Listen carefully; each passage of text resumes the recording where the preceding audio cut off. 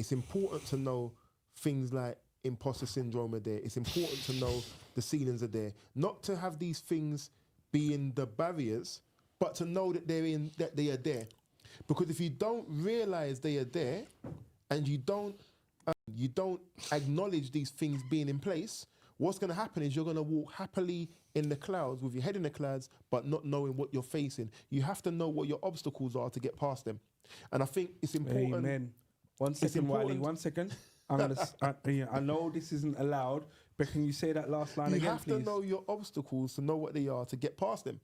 And if we don't know, or if we think that we will be able to get to the top and we're going to have as clear a pathway as those who are next to us, who are not of the same skin color as us, when we're not accepting the fact that we're going to have that obstacle there.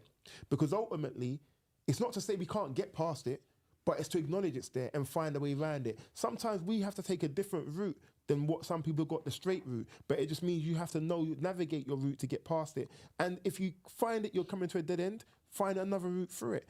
I think that it's vitally important for those of us growing up black in this country to recognise that, and not to think the barrier's there, I can't get past it, but no, the barrier is there. I know I'm going to face a barrier. I'm going to find a way through it. And I think we touched on imposter syndrome in the podcast previously.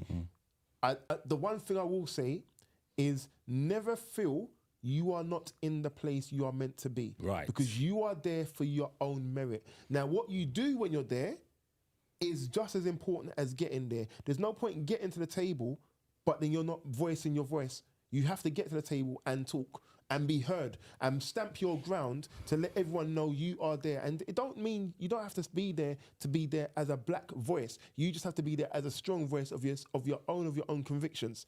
And then when you talk, everybody who respects what you're saying will know you're coming from good stock. And that's what we have to put forward as a black person. Yeah.